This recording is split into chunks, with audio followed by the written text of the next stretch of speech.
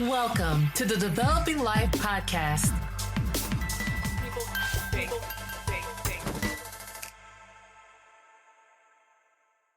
Welcome to episode 18 of the Developing Life Podcast. The worlds of technology and the arts continue to converge. Bearing witness to this evolution, how can we as creators begin pushing the boundaries to what's possible with AI and AR tools to move into new and innovative pathways of artistic expression? Today, we are delighted to have Sharifa Lafon, an accomplished educator and artist who currently serves as the executive director and chief curator of Denver Digerati in Colorado, a nonprofit specializing in emergent media, celebrating the intersections of art, science, and technology, working with hundreds of artists globally each year. She's also deeply involved with Tilt West, another art nonprofit in Colorado, conducting inclusive roundtable discussions and debates on a range of issues from creativity to cultural production and social change within the state and beyond. Sharifa holds an MH in visual studies and degrees in both art history and photography from the University of Colorado, Denver. And as she prepares to begin her PhD in critical media practices at the University of Colorado, Boulder, her work continues to inspire and redefine artistic bounds. Joined by our host, Heather Crank, we'll explore Sharifa's journey through the arts and her vision for the future of artistic expression, uncovering how artificial intelligence and augmented reality are not just tools, but tandems in crafting the next generation of art. Hello, Sharifa. Welcome. It's so nice to see you. It's been a little while. It has been, yeah. I think 3 or 4 years at this point. Yeah, probably. Yeah, I bet it's more like 4 years. You had this lovely intro, but is there anything else you'd like to add or anything you'd like to say about you and what you're currently doing? I actually thought that was a really nice introduction. It made me sound very fancy. Yeah, I feel like it's funny. I think when you're in the thick of it, you don't really think about the way that you would describe yourself. So I think when we get into the conversation, that will allow me to share more of what I've been up to. Okay, you got it. So let's start with the first round of questions that I have prepared here for you. You became the director and chief curator of Denver Digerati a few years ago. And I'm really curious how taking this role changed you as a person and what you discovered around work-life balance. Yeah, I feel like, it's interesting taking on a project that isn't your own because initially, I really loved working with Ivar, who is my predecessor, and really valued the vision that he had for the organization. But, like all things, no two people are the same. So the way that I see the world is different than the way that he did. And so it really took some time for me to be able to start thinking of the organization as my project and shifting it into the direction that's aligned with my values and kind of what I'm looking at in terms of art and technology. And so I went through this process of kind of initially trying to keep it the same and feeling a lot of discomfort surrounding following my interests. And then over time, and the longer that I've been in my role, the more comfortable I've been in, following the trends that I see and the direction that I want to take the organization. So that has largely centered around a couple of major shifts in our programming. One being that the organization primarily focused on animation. And we opened that up along with, this was a decision that I made with our current board, into focusing on a more broad definition of artists who are using technology in their work. So this could be an experimental sound artist. This could still be an animator. It could be an experimental filmmaker. But what we wanted to focus on is the art forms that are difficult to define. So honing in on experimental practices and looking at the value in experimentation that doesn't always create a polished product at the end. We're really interested in ideation and the formation of new and different ideas and creating pathways to get there. And so with that, the second change that we've made in the last couple of years is having an artist residency program. Mm. So we work with primarily local artists, but also artists from outside of Colorado on either integrating tech into their work or just facilitating them and their practice. So we had Raquel Myers, and she came and lived with me for 3 months last year. Oh, wow. So she did not need any help. She is established and, kicking butt in her career. But being able to bring her work here to Denver for a more just involved period of time where she was really able to ingrain in the community and, make work, have exhibitions, but also performance. And so that's Mm. kind of the direction that we're headed. And I think that it's been a lot of fun. I really enjoy the artists that I get to work with.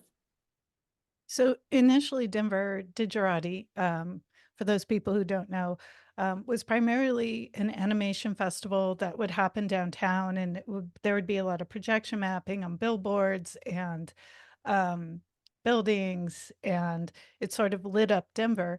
And I did watch the progression as you guys moved it more into the theater arts arena and performance and more artistic venues, which I absolutely love. Um, you're grounded in technology and emerging tech. So I would love to talk about how Denver's going through this massive growth phase. And from when I was there, it kind of boomed and a lot of artists left, but then a lot of artists came in.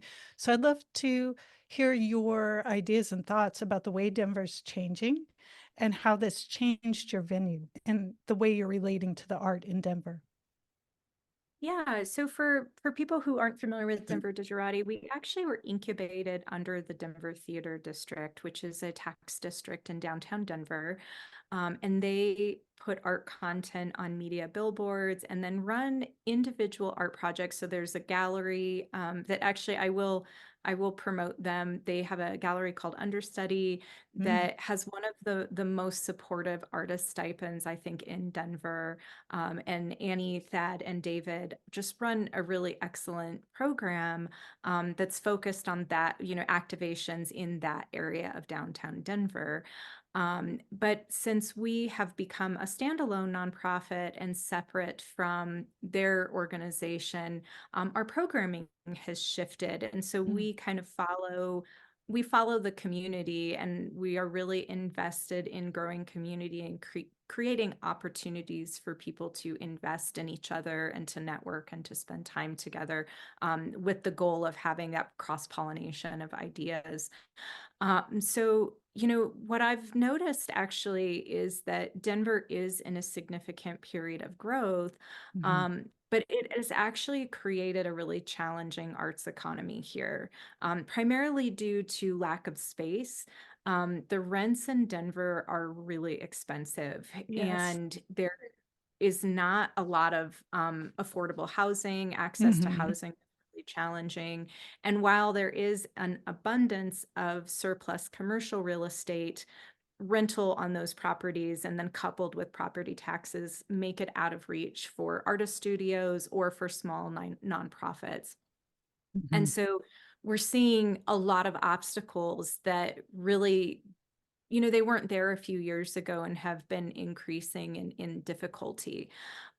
So one of the things that I'm really interested in, which will be a part of my PhD research, is looking at alternative models for the nonprofit sector, and primarily the tier 3 nonprofit sector, which is the portion that I am part of. Mhm. Um, Looking at ways to share resources and alternative modes of operation that utilize community models for building organizations. So our artist residency is housed in a historic building called the Denver Evans School. We're actually in the process of seeking to change the name. Mm. But it is run by Redline, which is another Mhm. nonprofit here in Denver, and they help to facilitate affordable artist studios. So the building is full, but primarily it's used as artist studio space.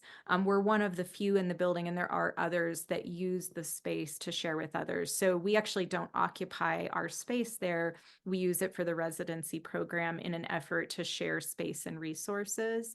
So Mhm. it's fully outfitted. It has a tech infrastructure, and then we work with artists to provide the equipment that they need to spend time in the space where there is no, they don't have to pay anything to utilize the space or to access the equipment. And so that's one of the ways that we're working to combat some of the challenges in our local community. Oh, I love that. And Redline, if you're not familiar with Redline, is a spectacular gallery. I'm a big fan of Redline. If people wanted to apply to your residency, how would they find that? So it's primarily word of mouth. And so I go through a vetting process. And so it's either someone that I directly know or someone that is known by someone that I know. And the reason is that we basically turn over the keys in an inventory. And so we want to make sure that it's someone that we have connections with the dollar amount attached to that inventory. But anyone who's interested can email me, and my email is found on our website, or even the info email also comes to me. So I take all of those proposals, and I usually ask that artists send me a proposal so that I know Mhm. what they're interested in doing. And then I typically schedule a conversation to find out what their needs are to make sure that I'm scheduling them according to time in my schedule or the availability of my board to meet their associated needs. Wow, that's a lot of work. Um, it's wonderful that you do that. It's really sweet that you're being so present with the artists. Um, this leads me to my next question, which, as you stepped into this leadership role and as a female leader in the arts and tech, I would love to hear your thoughts about that and what advice you would give other women stepping into leadership roles in art and tech. It's hard from the perspective of giving advice because I think I don't take the advice that I would give. And it's one of the things that I see in the community, that there are a wealth of really amazing executive directors who consequently are mostly women who Wow. work just ridiculous hours. Mm, And so the amount of time that they spend invested in the nonprofit structures of their organization to be a resource to the community, to artists, to viewers, and people who patronize gallery spaces if they have a gallery space. Um, I feel as though we need to do more surrounding having conversations about what that job actually looks like. mm, And I've been working with a local community task force, if you will. It doesn't really have a name, of other nonprofit organization leaders to begin to address some of the questions related to work-life balance, mhm, challenges in the funding models, and then performing formulated and invested research to kind of assess some of the challenges that we're facing to find solutions. mhm, So for anyone who's looking at the nonprofit sector, the biggest thing that I would advise is that you have to be someone who is invested in others, in helping to facilitate opportunities and career growth for other people, which often comes at your own expense. I have an arts practice myself, and I find that it's always on the back burner. And what I found is that other executive directors who are also makers themselves experience a similar situation where they often find that at the end of the day, all of their creative energy has been spent through their role and there mhm, isn't a lot left over. And so mhm, that's the biggest thing that I'm working on now is scaling to do less, um, saying no more, and mhm, making sure to be protective of the time that I have for myself in order to engage in my own projects. And I think that that's where my interest in this research project comes from, because there isn't, for most nonprofits, and particularly mine, which focuses on non-tangible art objects, there isn't a revenue stream. And right. so demonstrating value in relation to the role that this plays in our society, whether it's engagement in the arts, access to critical thinking through dialogue, or learning new skill sets that translate broadly, that these things have significant community value that is outside of a capitalist model. We're not selling things, and that is one of the biggest challenges that I think I face. Mm, that's really true. It's leaning what you do leans definitely more towards fine art, and being able to do that and survive is a lifelong challenge.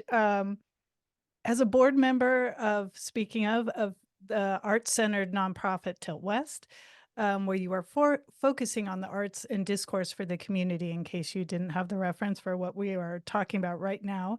Sharifa, as an art historian, what are your thoughts right now on the way technology is going, the kind of submissions you're getting, and what you'd like people to know as they submit to Denver Digerati? I know that part of what's happening, and I'm watching it myself as a motion designer, is the floodgates are kind of open to more people who maybe aren't schooled in some of the artistic principles. And not that they don't have it, but it just makes it a much wider field to have to kind of sort through. So I'd love to hear your thoughts on this. Yeah, I have several, so hopefully I can organize my brain. Um, so the first thing is that when I get up on my soapbox to talk about why I feel that my work is important, um, I can do a lot with a global slate of artists for very little money. Because it's a file transfer, I often say I'm not building crates or shipping things across the world. Mm, I'm able to work with artists all over the world at the fraction of a budget that, say, a museum would for shipping mhm, paintings. mhm, And what that allows me to do is to engage in a global perspective of the world, of our interaction with each other, and the artworks that are produced. And I think that that's hugely important. And there is a big part of me that feels as though media-based works are the future in terms of being able to produce them with limited resources, to be able to share them broadly, and also for the sake of collaboration, that it allows you to collaborate with a really wide variety of people that you wouldn't necessarily have access to in your own community. And I think that is really important. Um, what I'm seeing though is this mix of, and I'm a huge fan of the self-trained artist, and particularly in the realm of open source software. So like my artists that are using Blender and making incredible work, and they mhm, completely bypass the academic system, which, only a small fraction of what the majority of schools teach is related to an arts practice. It's a rounded education that isn't a fit for everyone. And as an educator, I see that in my students, that they all have different personalities and ways of seeing the world. And I feel like it's my job as an educator to meet them where they are mhm, rather than expecting them to conform. But with that being said, higher ed is not a fit for everyone. And so I feel as though the access to open source software is vastly important to allow a lot of different makers to have their ideas be put into the world. mhm, Um, what I see though, and I think that in the last couple of years, I've seen the floodgates open with regard to submissions created using AI. mhm, And what I always tell my students is that it's a really important tool that you can utilize to manipulate or modify what you've already made. I think there's some really interesting ways that that can be done. And I've seen a few projects from artists who have used AI to modify what they have already made. And I think that those can be very interesting. What I'm getting though is a large number of submissions where AI is used for script writing, where it is given a prompt and the full script is written, or the visual input is completely created.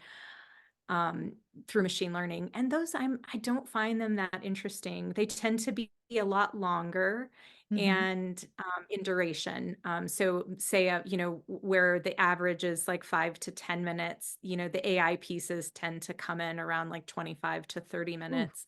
wow. But they don't have a strong narrative arc. The visuals are really starting to look canned. They all look largely the same with very little difference. And so I think that there are a lot of people who perhaps don't have the original imaginative thinking to create the story that they want to put out into the world. And we know that that's really challenging. I mean, even if we look at the film industry of how many ideas get recycled over and over again, it's a special skill set. It's really hard. So I don't want to minimize how difficult it can be. But I think that it's actually a time, because there are so many ideas, that artwork is ubiquitous. There's so much being pumped out into the public sphere, that it's more important than ever for people to focus on their own unique perspectives, the way that they see the world, which is something that only they have to offer. It is something that can't be replicated, that can't be created out of thin air. And I think that returning to that is the idea of where good art comes from is from good ideas, and that is the most important thing. Oh, I love that. I am a big advocate of coming back to what makes us human. As the tools become more and more sophisticated and can do more and more, I do feel like that human connection and that human element and that human experience is going to become more and more valuable to us. I cannot agree more with you. Um, we're in an election year right now, and usually what happens is you can predict the trends that will come the following year based on how advertising works in an election year. And I'm watching it right now, and I'm seeing a lot of AI, a lot of AR, VR. I'm seeing a lot of holograms coming online. So I'd love to hear your thoughts about potential upcoming trends that maybe you're noticing in submissions or just in the art world in general, and what we might kind of expect to see in the next year. Yeah, interestingly, in thinking about immersive work, um, I have been more interested in challenging what it means to be immersed. And so thinking about using immersive theater as Ooh, kind of an inspiration in thinking about what that looks like. So, for example, this year for the festival, we are partnering with the Nature and Science Museum, which I'm really oh, excited about. It's a new partnership on their infinity screen, which is it's the IMAX size, but they don't oh, use that wow. name anymore. Just to give you an idea, because I know that not everyone is familiar with the term infinity screen. Hmm. But we're running a film that is an experimental film that will also have a live sound composition, Wow. interaction with viewers, and then also live singing. So thinking about how we engage in an immersive experience as one that is shared rather than singular. So we've run a lot of VR projects over the last few years, but it's an experience where you're having it alone. And so I am currently really interested in how we come back to community and come back towards shared experience. And so I am seeing more and more of that in the Hmm. performance space. And I'm hugely interested in this space where there are collaborations between artists that come from disparate mediums. I also run an underground performance um, series with a local artist named Joshua Ware, who's a sculptor and a poet. And we mix people together that have never met, and that they have very little time to come up with a performance. And I think that trend of really kind of doubling down on performance art is something that is growing, at least here in Denver, Hmm. in significant ways, and showing a lot of interest. I think that people are actually interested in being together, and that is something that we saw at the end of the pandemic that is continuing in these really beautiful ways. And that is the trend that I see likely to continue. In regard to it being an election year, our theme for this year, Decode, Recode, we really were interested in people who are subverting dominant ideologies and wanting to push into the political framework to get Mm, works that are made along those lines. What was interesting, though, is that while they are political works, we received a surprising number of submissions from women. And so interesting. it has shifted the whole theme of the festival this year into works that are made by, for, and about the experiences of women. And I think not just body autonomy, but more broadly about the experience of women. And I think that was, it was unexpected in the way that it took form. And I'm really excited. So this program this year, I'm really proud of, and I feel as though people who get to come and see the screenings that we're showing are going to also feel that same connection to the artists that have created these works. And I see this continuing. I think that there have been so many changes in the legislation in the United Mhm, States in the mhm. last, couple of years, and people are responding very strongly to that. And I think that we'll continue to see works along those lines as well. Ooh, I love that. That's so exciting to me as a female in this world as well. I love seeing women step up. I love seeing them move into tech and have a broader voice. That makes me super happy. Excuse me. Um, so what is next? Speaking of, for Denver Digerati, you've got this upcoming programming. I'm assuming it's on your site if people would like to come and see the screenings. And next year and the following year, what's your trajectory?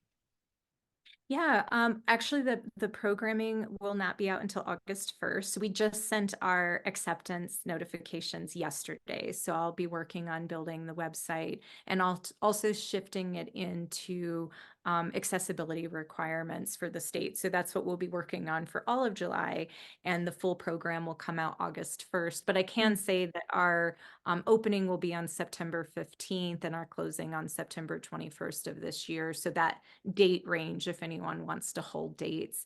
And we will likely do some online programming this year as well. Next year is our 10th year, and I'm excited about that. And one of the things that we didn't really talk about today is the intersections of queer artists making Ooh, digital artwork that is a huge part of artists that we represent and also work that we like to showcase. And so for year 10, I'm interested in highlighting those works. And I have a lot of them this year. Obviously, we're going to show them this year, but making that a centerpiece of the festival for the next season. So we're still thinking through. I mean, we haven't come up with a theme, but there's just brilliant artists out there that we would love to just provide the centerpiece for an in-person party-like atmosphere for our 10th year in celebration of a full decade of the festival. And I don't know what the future brings. I think that I try to always be nimble, and I want to be able to pivot to meet the needs of whatever the community is desiring at a given time. And so it's hard to answer that question in terms of really being able to predict what's going to happen. I love that. I love that you're doing that next year. I've got to find a way to get there. That's going to be amazing. Please Um, come. I would love it. I would love it. I'm going to find a way. So I'd like to shift gears over to your PhD program, which you're entering this fall, I believe. Is that correct? Yes. Yeah. So what prompted you to go to this PhD program, and the research that you're looking into doing for the nonprofit sector? I'm just curious, like what prompted your choice to do this? Honestly, I so obviously it's not in my bio or part of the information that's online about me, but I didn't go back to school until really late in my life. Mm, I'm a person that didn't have access to education. And so, to be perfectly honest, I never thought of getting a PhD. That just did not seem like something that was in the cards for me. And actually, to be honest, going through the application process really revealed the ways in which academia can be very diverse in terms of the conversation surrounding race, but mm, not always as diverse in terms of the conversation surrounding class. interesting. And I found that to be interesting in just my experiences of those intersections, which obviously there is no one size fits all, and I don't want to make any generalizations about any program or school, but I have often felt as though I don't fit in. So I think that's Mhm, kind of the root of that feeling. Um, and one of my board members and collaborators, Kevin Sweet, who has just been a pivotal person in my life, in fact, when I was developing my thesis, I don't think that my master's thesis would have taken form if it weren't for him mm. listening to me talk about it for hours and hours. And through those conversations, he was the one that was like, you really should do a PhD program given the things Wow. that you're thinking about and the things that you're interested in. So it was the culmination of many hours of conversation that made me decide to apply. And then that was a long kind of convoluted process, and then I got in, and then I have been coping with the anxieties surrounding, like, okay, I got into this program, now I have to actually do the work. In addition, like, I'm a single parent, I have Mm, kids, I work, so there's a lot that I'm juggling, that I feel an amount of anxiety surrounding whether or not I'm going to be able to show up in the way that I expect of myself. mhm, Um, but I'm excited about it. I think that the faculty is wonderful. There are a few people up at CU Boulder that I'm so excited to work with. And it's a really welcoming atmosphere. The other students are welcoming, the faculty is welcoming. So I think that that is what makes me feel like I can be successful. Um, in terms of what I want to do, and it's a practice-led PhD, so you do a traditional dissertation in addition to having an arts practice. So there was also this motivation of, I have to make artwork, and so I will center myself a little bit more because it's part of the requirements of this program.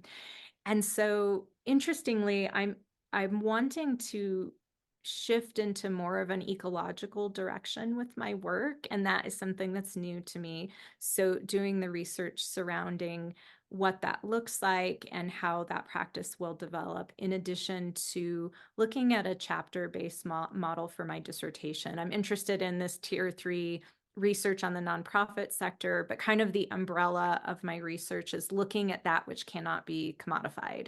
mm, And I'm interested in ephemeral artworks, performance-based artworks, and the importance that they add to the art world in general, but that they don't have the same type of place when we think of like going to a museum to look at artwork, that going to see an experimental performance is usually not part of that visit, but nonetheless equally as important in my mind. So I'm really excited to dig into these concepts and also figure out how they're all related. I think that they mm. are related, but I need to create those like concrete connections between them.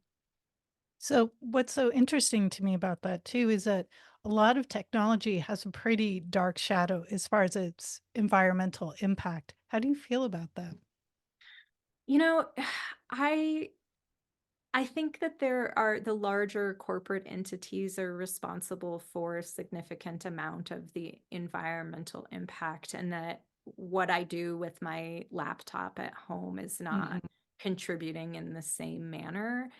And I feel as though we live in a world now, between war and climate change and all of and expensive cost of living, that the only thing that we can do is kind of hyper focus on what's in front of us. And so I I feel as though I'm a very empathetic person, and I do Mhm. become really bogged down by staying in the know. And so sometimes I am kind of blissfully unaware of things that are going on in the world because it's the only way that I can go through my day. And so, like all of the things that I do, I think of the ways in which I can have direct impact. So if it's sharing a resource, providing something that I can actually tangibly and concretely help with, then Mhm. that's what I focus on. And I try to kind of keep blinders on. I mean, I know that there are people who would argue that that's a form of ignorance, but I do think that if I cannot make systemic broad change in some of these bigger overarching problematics, I can in these smaller ways Mhm. through my daily activities and my work, and that's where I choose to focus. Yeah, that makes perfect sense. There's no point in being overwhelmed. 'Cause then if you're overwhelmed, you can't do anything. Yeah, Yeah. I understand that. I have a question here from our lovely Davron. He says, I know it's different from everyone. I'd like to hear what the top 2 to 3 environments or scenarios are that inspire creative thinking on a personal level to Sharifa. Can you clarify what you mean by environments? Hold on, I'm going to pull up the question so I can read it. It's in the chat. Yeah. Davron, do you have a clarification for that? Yeah. Settings or Oh, settings or activities? activities. Um, the biggest thing for me is being out in nature. Um, I actually had a significant yoga practice for like 20 years, and during the pandemic it was all I did. It was the only thing that would help me to get into a healthy mental space. But what I found in about a year ago is that I could no longer tap into that mental space through my Mm. meditation practice, and I'm not really sure what happened.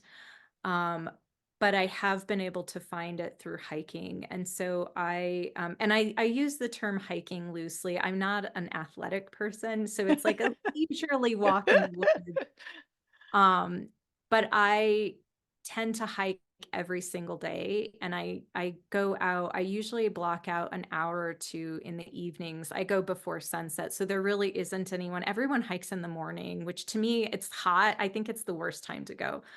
I go out as the sun's going down, and Colorado is really dry, but as we start to reach dusk, you can feel the humidity in the air rise. And so it is this different environment, and I really enjoy being out in the forest. And so I don't know, I don't imagine myself living in the mountains indefinitely. So I don't know how I'll replace that, but for the time being, that is one of the most important things for me every day. And having periods of time where I'm disconnected. Mhm. I don't know if you've experienced this, Heather or Davron, if you have. I am really bogged down by email, and I cannot quite understand where the issue is coming from, but um, email and the constant connectedness is negatively impactful for me. So finding ways to disconnect and not be on a computer or not be at the beck and call of other people has been Mhm. something that I've been prioritizing. And then actually I had a great experience over the weekend, which is new, but I am going to continue to do it.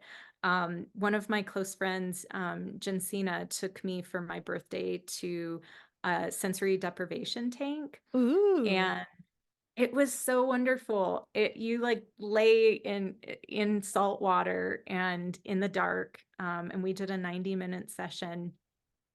It was wonderful. And I also, because I'm in my 40s now, I'm having joint pain. So like I am never comfortable. I'm constantly shifting and trying to find a position of comfort. But laying in that water, I was like, I do not experience stillness very frequently because I always have to shift due to joint pain.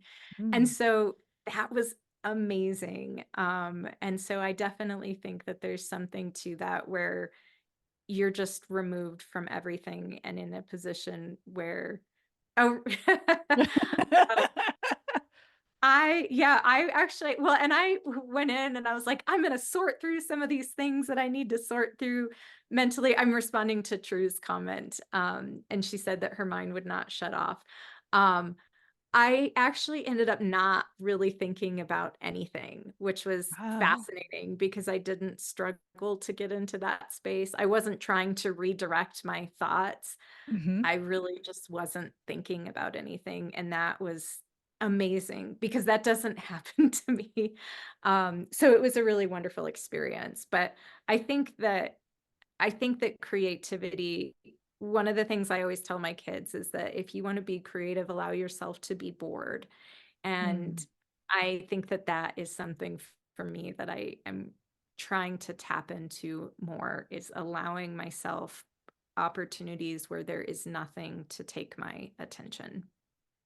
Yeah, I get that completely. There's something about the speed at which things are happening, in the speed and the intensity of the constant communication. It does get at least for me, very overwhelming. And I too, I made a practice of shutting my phone off for periods of time and getting Hmm. outside and just giving myself space, because I do think technology occupies such a huge part of our brain, and it's like being overstimulated. um, and I do have concerns as we adapt to this level of overstimulation. Usually it puts us at sort of like an off balance, so something has to be sacrificed in order for us to maintain that attention. Yeah. And I do have concerns going forward about what we are giving up in order to have this hyper engagement. So Yeah. it's concerning. True. Well, and another artist who I had a great conversation with, but he's worth mentioning in the chat, Ian Mm, Hatcher, the performance artist, and also up at CU Boulder. I went up to visit with him the other day, and we were watching this video that I had scanned of it. It was a fitness, basically infomercial put out by Disney, and I think it was from the 60s or 70s. mm, mhm. Um, but we were just watching this video and kind of laughing at how exercise practice is something that has been incorporated into society in an effort to counteract the ways that we've shifted into not being active as humans. And so we went down this rabbit hole of conversation and talking about mindfulness practices, and that is now such a big part of the vernacular, likely because we're always connected and we need to create space where we're disconnecting from each other. So we're not on social media, we're not on email, we're not on our computers. But again, it's all of these maladaptive strategies that we come up with to counteract the ways that we live that are harmful for us. And I thought he's a brilliant thinker and always brings up these really poignant aspects of humanity that I appreciate. And I have like one more question for you, and then I will open it up to anybody else's question.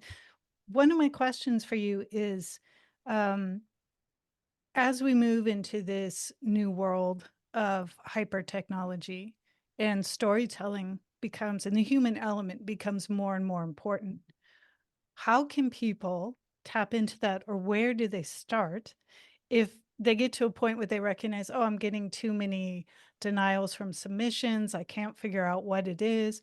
How do they learn more about the art of storytelling? It's a big question. I hear a lot of educators ask this question a lot. And I will say I don't know the answer, but I know things that that help, and help from a statistical range of this being and practiced and looked at. But um, I think that frequent making is really important. Having a regular and consistent practice that is actually not focused on creating something that we would categorize as good, Mhm. but just engaging in regular making. And I think that the more that we make, the better we become, because we become more practiced in what we're looking at and the ways that we are initiating the formation of ideas. Um, I also think that looking at whatever medium someone's working in, looking at that medium consistently. I know for myself, in terms of my own filmmaking practice, I look at so much content, Mhm. and I specialize in shorts, but I have watched over 2,000 shorts in the last 12 months, Wow. which is a lot. It's actually the most I've watched in a year's time in my career so far. But what I've noticed, and it'll diminish, especially as I move away from the time of reviewing content. But right now, I'm kind of in this like all cylinders firing phase in terms of I am able to see bad cuts, like where there should be an edit, where there should be a shift, where the story is falling off. And so I think that, and that is purely just by watching, that I'm looking at so much content that I'm developing a vocabulary surrounding my own taste. And that's always going to be individualized. That's not Mhm. something that is ever going to uniformly apply. But I am developing my own taste structures surrounding my preferences, what I like, what I don't like. Um, and so I think the combination of those two things, I think, are really important. And what I notice in my students is that they often will say, just tell me what you want me to make. And yeah, I am very, I do not create a lot of structure. I create scaffolding for them to follow, but not a lot of structure. And I usually, on my FCQs at the end of the semester, what I usually get is I hated this and it was the most helpful thing for me. And so I think that's also of like, you just have to do the thing and do it a lot. Yeah. Growth is so hard. It can getting out of your comfort zone and doing things that you don't like to do or you're not used to doing, it is hard. Yeah, it Yeah. is. All right. So we're at 12:46. I'm just going to open it up right now if Davron and True have any other questions for you. And while I'm up here we've got one right here. So when it comes to shared experiences that bring people together, are there any brands, physical or digital experiences, or potential uses for tech that you see are especially exciting? And this is from Davron. I'm actually going to pull a quote from someone else. Um, I I produced a series of documentaries last year, and we're going to start releasing them as part of the festival. But one of the documentaries was about Deborah and Jason Bernagozzi, who run a nonprofit called Signal Culture. And they do experimental performance, they build software, they have a residency program, they do amazing work. But in the interview, Jason said one of the most poignant things that has stuck with me, and we use it, it's like the sound bite that I keep coming back to. He talked about the ways in which industry provides technology, and that we shouldn't be using technology as it's handed to us by corporate entities, that we should be Mhm. finding new ways of using it and breaking it and finding alternative usage. And that is the most exciting thing to me when I see artists who are taking something that they bought from a thrift store and modifying it to produce something that is different than its intended use.